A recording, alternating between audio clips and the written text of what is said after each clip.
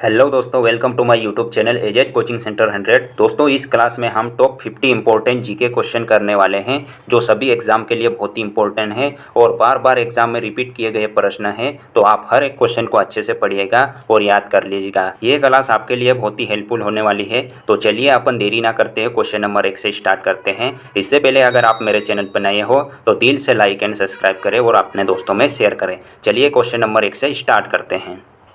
Question number 1, Bharat की खोज किसने की? बताइए, भारत की खोज किसने की? तो हमारा आंसर हो जाएगा ऑप्शन नंबर ए, वास्को डी गामा।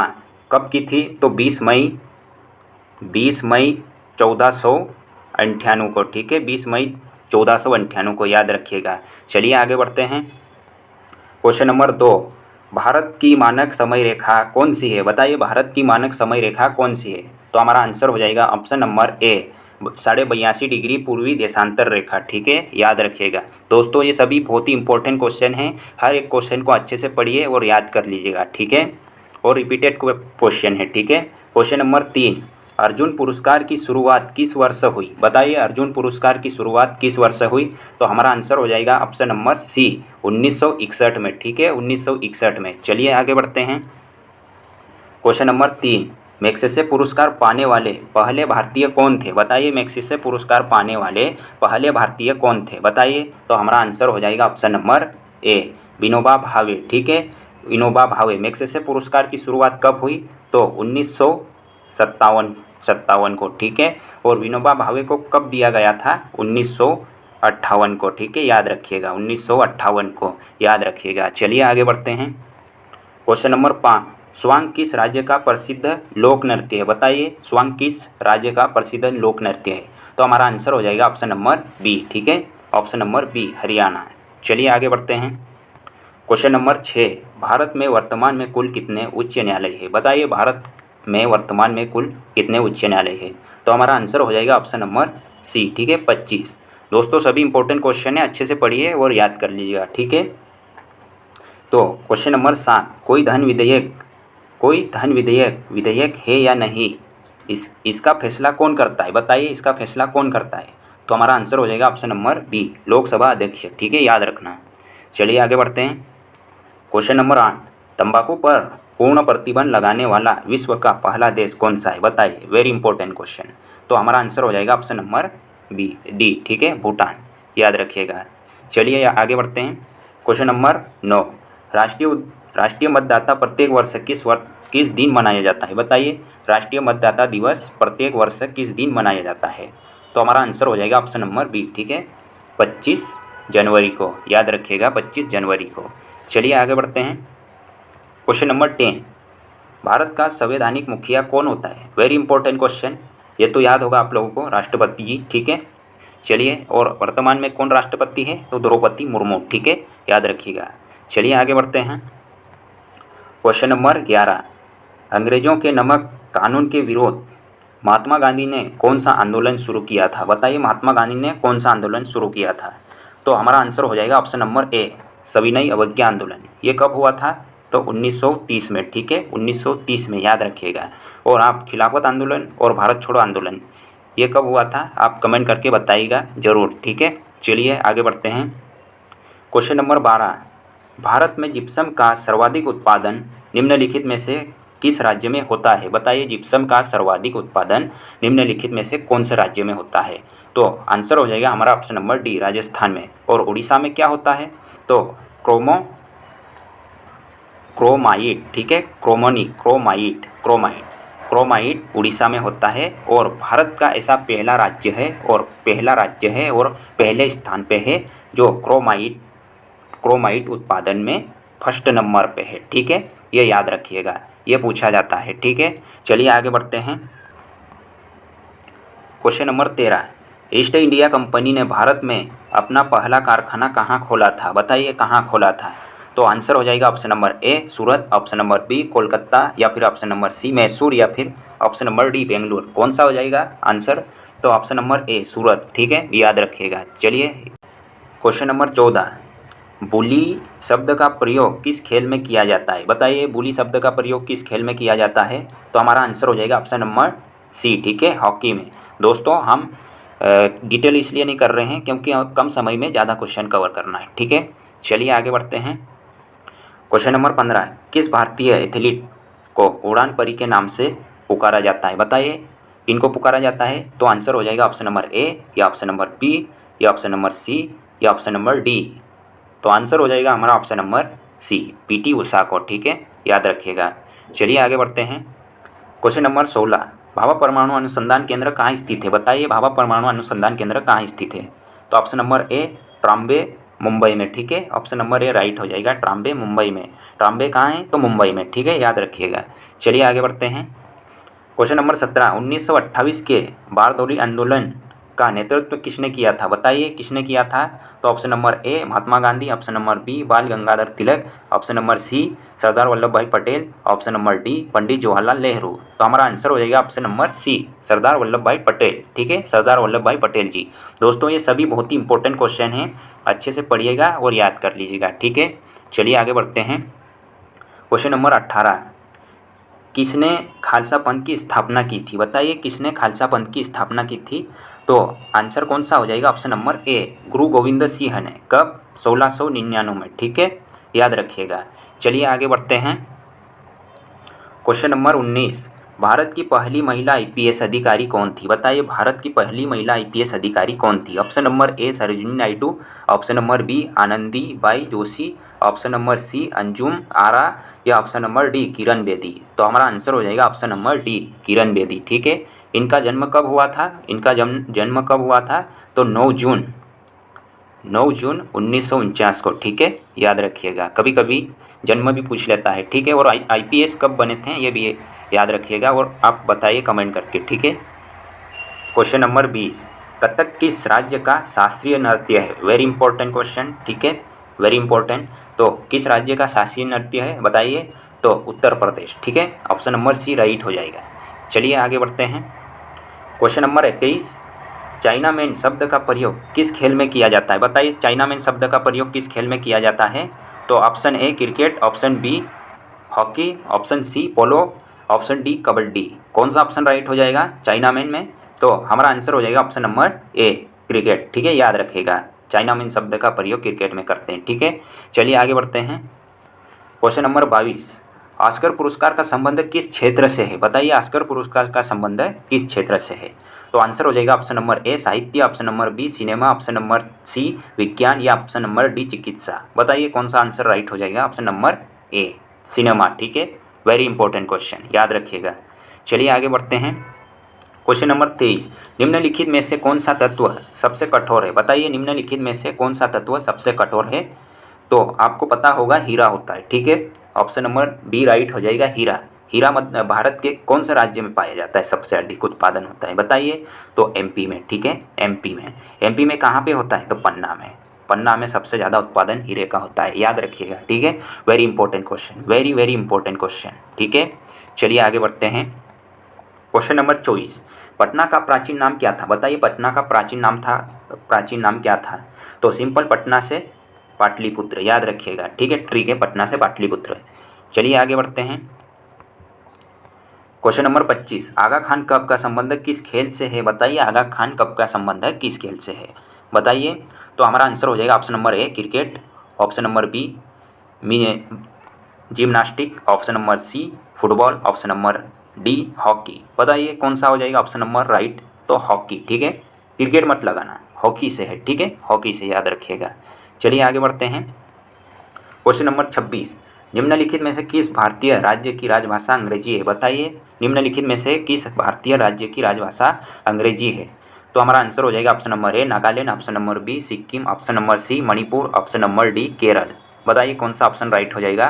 तो आंसर हो जाएगा हमारा ऑप्शन नंबर ए नागालैंड। ठीक है, याद रखिएगा। चलिए आगे बढ़ते हैं। क्वेश्चन नंबर 27, बांदीपुर अभयारण्य किस राज्य में स्थित है? बताइए बांदीपुर अभयारण्य किस राज्य में स्थित है? Option number A Uttar Pradesh, option number B Karnataka, option number C Paschim Bangal, या option number D Madhya Pradesh. बताइए कौन सा ऑप्शन राइट हो जाएगा? बताइए। तो हमारा आंसर हो जाएगा ऑप्शन नंबर बी। ठीक है, कर्नाटक, याद रखिएगा। ठीक है, चलिए आगे बढ़ते हैं। क्वेश्चन नंबर 28, कौन भारतीय राष्ट्रीय कांग्रेस के प्रथम मुस्लिम अध्यक्ष थे? बताइए तो हमारा आंसर हो जाएगा option number A, Badruddin Tayyab. ठीक है, बदरुद्दीन तैयब, याद रखिएगा। चलिए आगे बढ़ते हैं। क्वेश्चन नंबर 29, किस मुगल शासक ने दीन दीन ए इलाही धर्म चलाया था? बताइए किसने चलाया था? तो हमारा आंसर हो जाएगा ऑप्शन नंबर सी। ठीक है, अकबर ने। दोस्तों इससे पहले मेरी क्लास और भी इम्पोर्टेंट हो चुकी हैं, तो आप जाके वो भी देख लीजिएगा। ठीक है, चलिए आगे बढ़ते हैं। क्वेश्चन नंबर 30, भू स्थिर उपग्रह की पृथ्वी से ऊंचाई कितनी होती है? बताइए भू स्थिर उपग्रह की पृथ्वी से कितनी ऊंचाई है? बताइए। तो हमारा आंसर हो जाएगा ऑप्शन नंबर बी। ठीक है, 36,000 किलोमीटर, याद रखिएगा। Very important question, very important question. ठीक है दोस्तों, मेरी रीजनिंग की क्लासेस भी हो चुकी है, जाके वो भी देख लीजिएगा आप। ठीक है, चलिए आगे बढ़ते हैं। क्वेश्चन नंबर 31, इंद्रधनुष में कितने रंग होते हैं? बताइए इंद्रधनुष में कितने रंग होते हैं? तो ऑप्शन नंबर सी राइट हो जाएगा, 7। ठीक है, याद रखिएगा। चलिए आगे बढ़ते हैं। परासरौर्य तरंगों की आवृत्ति कितनी होती है? बताइए परासरौर्य तरंगों की आवृत्ति कितनी होती है? बताइए। तो आंसर हो जाएगा हमारा ऑप्शन नंबर बी, 20,000 हर्ट्ज से अधिक। ठीक है, याद रखिएगा। बहुत ही इंपॉर्टेंट क्वेश्चन है, वेरी इंपॉर्टेंट क्वेश्चन है वो। ठीक है, तो क्वेश्चन नंबर 33 को देखते हैं। भारतीय संविधान में पहला संशोधन कब किया गया था? Very important, very important. Star mark लगा देता हूँ। ठीक है, स्टार मार्क लगा देता हूँ। तो कौन सा ऑप्शन राइट हो जाएगा? Option number A 1949, option number B 1951, option number C 1952 या ऑप्शन नंबर डी 1967। बताइए कौन सा ऑप्शन राइट हो जाएगा? तो हमारा आंसर हो जाएगा ऑप्शन नंबर बी। ठीक है, 1951 को किया गया था, याद रखिएगा। चलिए आगे बढ़ते हैं। क्वेश्चन नंबर 34, डूरन कप का संबंध किस खेल से है? बताइए डूरन कप का संबंध किस खेल से है? Option number A hockey, option number B cricket, option number C football या ऑप्शन नंबर डी जूडो। ठीक है, बताइए कौन सा ऑप्शन राइट हो जाएगा? तो हमारा आंसर हो जाएगा ऑप्शन नंबर सी। ठीक है, फुटबॉल, याद रखिएगा, याद रखिएगा। Very important question. ठीक है, चलिए आगे बढ़ते हैं। क्वेश्चन नंबर 35, अभिज्ञान शाकुंतलम के लेखक कौन थे? बताइए अभिज्ञान शाकुंतलम के लेखक कौन थे? तो आंसर हो जाएगा हमारा ऑप्शन नंबर ए कालिदास। ठीक है, कालिदास जी। ठीक है, याद रखिएगा। और रविंद्रनाथ टैगोर को तो आप जानते ही होंगे। ठीक है, चलिए आगे बढ़ते हैं।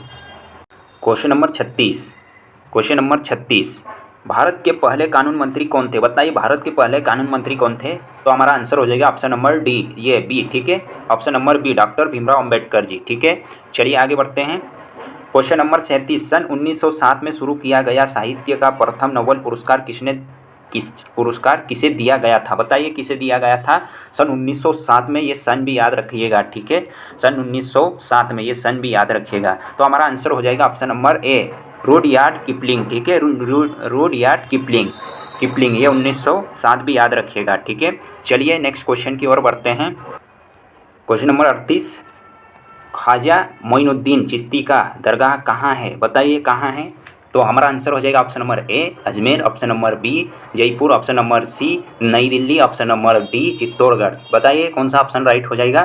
तो आंसर हो जाएगा हमारा ऑप्शन नंबर ए अजमेर। ठीक है, याद रखिएगा अजमेर। चलिए नेक्स्ट क्वेश्चन की ओर बढ़ते हैं।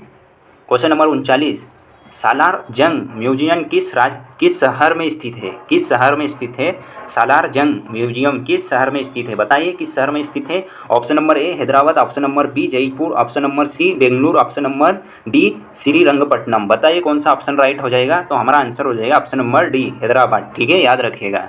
चलिए आगे बढ़ते हैं।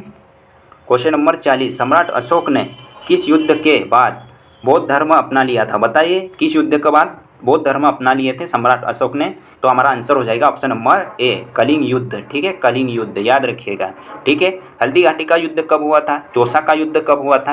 ये आप कमेंट करके बताइएगा। ठीक है, चलिए आगे बढ़ते हैं। क्वेश्चन नंबर 41, दुनिया की सबसे लंबी नदी कौन सी है? अमेजन मत लगा देना, अमेजन नहीं होगी। ठीक है, दुनिया की सबसे लंबी नदी नील नदी है। ठीक है, ऑप्शन नंबर ए राइट हो जाएगा, नील नदी। चलिए आगे बढ़ते हैं। बहुत ही इंपॉर्टेंट क्वेश्चन है दोस्तों। ठीक है, क्वेश्चन नंबर 42, कौन सा खनिज हृदय की धड़कन को नियंत्रित करता है? बताइए कौन सा खनिज हृदय की धड़कन को नियंत्रित करता है? तो हमारा आंसर कौन सा हो जाएगा? Option number A potassium, option number B जस्ता, ऑप्शन नंबर सी तांबा, ऑप्शन नंबर बी एल्यूमिनियम। तो हमारा आंसर हो जाएगा ऑप्शन नंबर ए पोटेशियम। ठीक है, पोटेशियम, याद रखिएगा। चलिए आगे बढ़ते हैं। क्वेश्चन नंबर 43, दुनिया में सबसे बड़ा जीवित पक्षी कौन सा है? दुनिया में सबसे बड़ा जीवित पक्षी कौन सा है? ऑप्शन नंबर ए शुतुरमुर्ग, option number B hummingbird, option number C बाज, ऑप्शन नंबर डी गिद्ध। तो हमारा आंसर हो जाएगा ऑप्शन नंबर ए। ठीक है, ऑप्शन नंबर ए शुतुरमुर्ग। ठीक है, पहले ही लगा दिया था मैंने। चलिए आगे बढ़ते हैं। क्वेश्चन नंबर 44, मनुष्य ने सबसे पहले किस जंतु को पालतू बनाया था? बताइए, मनुष्य ने सबसे पहले किस जंतु को पालतू बनाया था? ऑप्शन नंबर ए कुत्ता, ऑप्शन नंबर बी बिल्ली, ऑप्शन नंबर सी घोड़ा, ऑप्शन नंबर डी बकरी। बताइए कौन सा ऑप्शन राइट हो जाएगा?